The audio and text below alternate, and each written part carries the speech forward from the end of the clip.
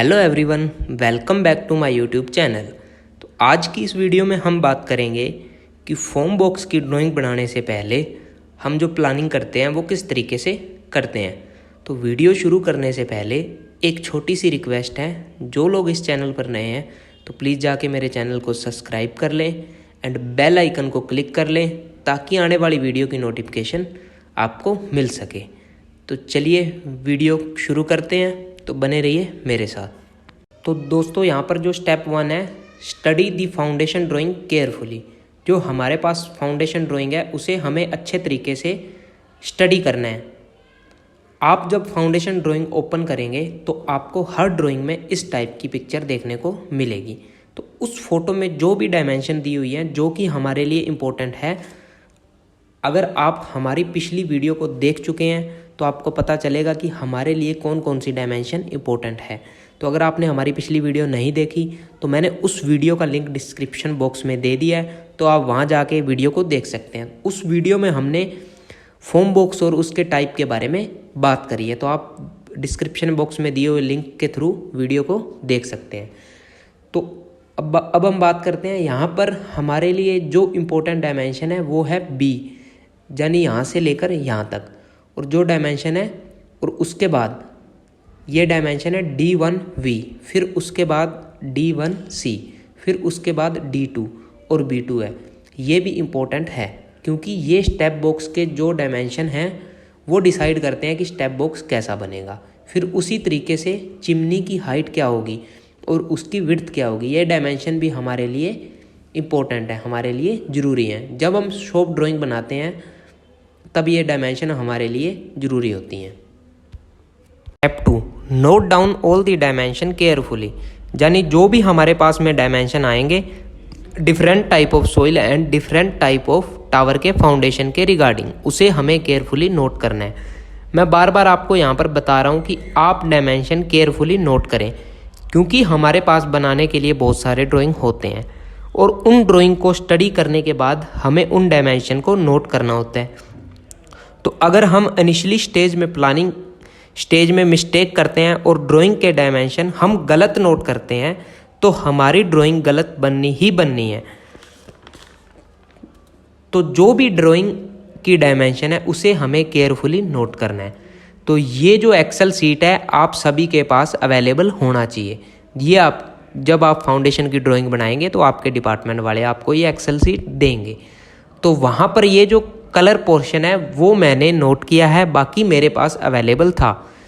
तो उसमें मैंने क्या क्या डायमेंशन नोट किया है, जैसा कि मैंने आपको पहले भी बताया है कि B dimension and B1C dimension, D1C और D1V डायमेंशन है, उसे आपको नोट करना है।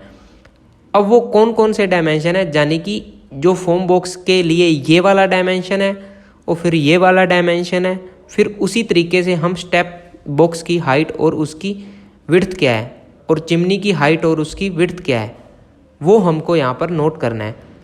तो ये हमने फ्रस्टम बॉक्स के लिए यहाँ पर नोट किया है। फिर फ्रस्टम बॉक्स के लिए नोट किया है और फिर स्टेप बॉक्स के लिए नोट किया है और चिमनी के लिए नोट डाउन किया है।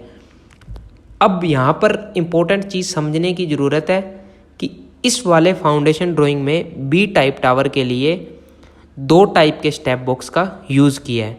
उसमें कंफ्यूज नहीं होना हमको। जैसे हमने यहाँ पर एक स्टेप यूज़ किया है उसी तरह से हमें दूसरा स्टेप यूज़ करना है।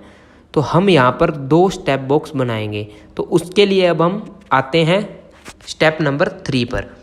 अब हम आते हैं स्टेप नंबर 3 पे, plan the dimension of frustum box, step box and chimney. अब यहाँ पर हम प्लान करेंगे कि जो आप डिस्प्ले पे देख पा रहे हो हर फ्रस्टम बॉक्स का डायमेंशन अलग अलग है, हर का स्टेप बॉक्स का डायमेंशन अलग अलग है। तो अगर हम हर ड्राइंग के लिए अलग अलग फ्रस्टम बॉक्स, अलग अलग स्टेप बॉक्स और अलग अलग चिमनी बनाना शुरू करें तो हमारा काफ़ी सारा टाइम और रिसोर्सेज वेस्ट होंगे, क्योंकि हमको हर के लिए अलग अलग शॉप ड्राइंग और हर के लिए अलग अलग पूरा असेंबली बनाना पड़ेगा। तो उसे ट्रांसपोर्ट करना, फिर साइट पर सारी चीज़ें ख़राब हो जाती हैं। तो हम इसके लिए कंपनी की कॉस्ट को कैसे बचा सकते हैं, इकोनॉमिकली चीज़ों को कैसे कर सकते हैं, उसके लिए हम यहाँ पर प्लान कर रहे हैं। तो उसके लिए हमारा पूरा मकसद यहाँ पर ये है कि जो हमारे पास फोम बॉक्स है उसकी कॉस्ट कैसे रिड्यूस करें। तो उसके बाद हम बात करते हैं।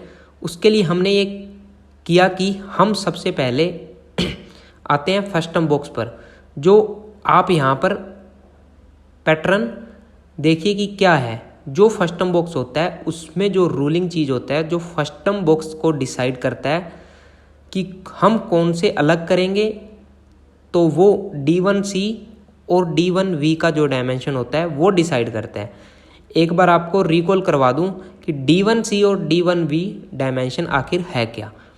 तो D1C डायमेंशन यानी कि ये वाला डायमेंशन और D1V डायमेंशन यानी कि ये वाला, इन दोनों का सम डिसाइड करता है कि जो फस्टम बॉक्स है उसका हाइट कितना होगा। तो अब हम आते हैं हमारे स्लाइड पर। जो D1B और D1C है, मैं आपको पैटर्न का कुछ नोट कर पा रहे हैं। ये जो डायमेंशन है वो A टाइप टावर और B type tower, C type tower और D टाइप टावर में सेम डायमेंशन है। यानी कि जो फस्टम बॉक्स है उसका जो हाइट है हर टावर के लिए, हर टाइप का सोइल के लिए सेम है।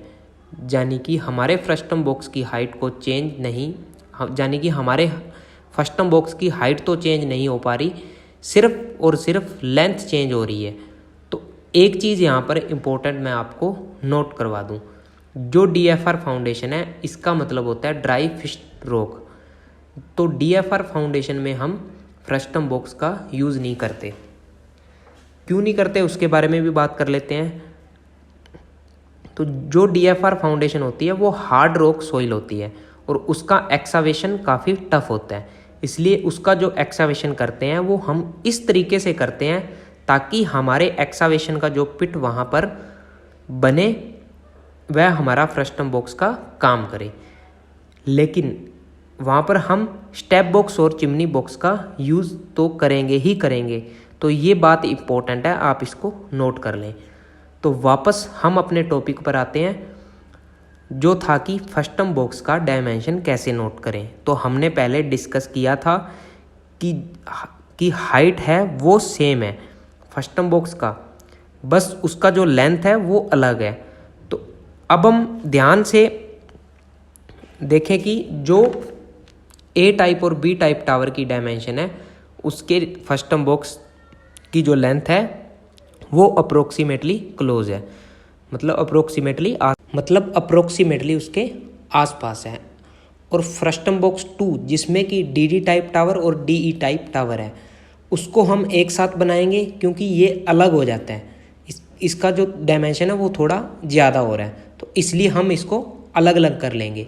उसी तरीके से हम स्टेप बॉक्स को अगर हम देखते हैं तो स्टेप बॉक्स में हमारा जो हाइट है और ये जो लेंथ है, ये जो पहला डायमेंशन है जो लेंथ ऑफ स्टेप बॉक्स और दूसरा डायमेंशन है वो हाइट ऑफ स्टेप बॉक्स है।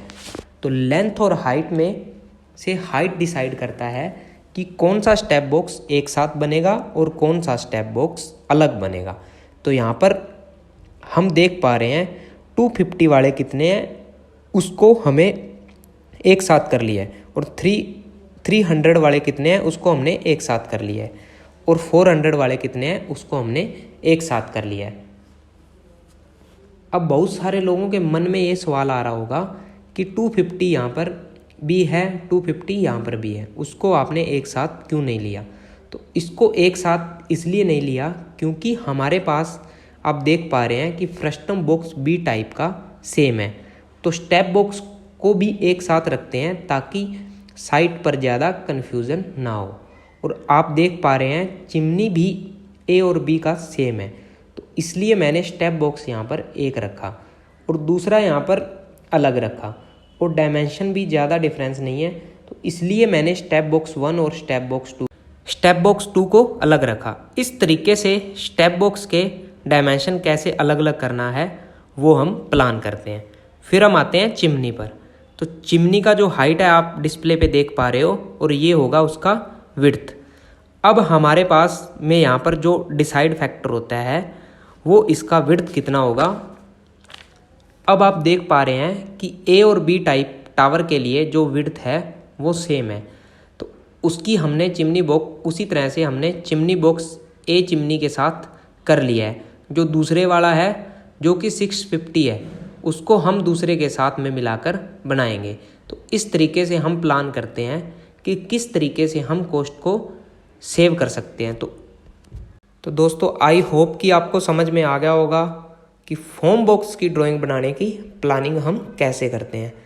अगर आपको वीडियो अच्छी लगी हो तो वीडियो को लाइक करें, कमेंट करें एंड ज़्यादा से ज़्यादा लोगों के साथ शेयर करें एंड मेरे यूट्यूब चैनल को सब्सक्राइब करें एंड बेल आइकन को क्लिक करना ना भूलें ताकि आने वाली वीडियो की नोटिफिकेशन आपको मिल सके।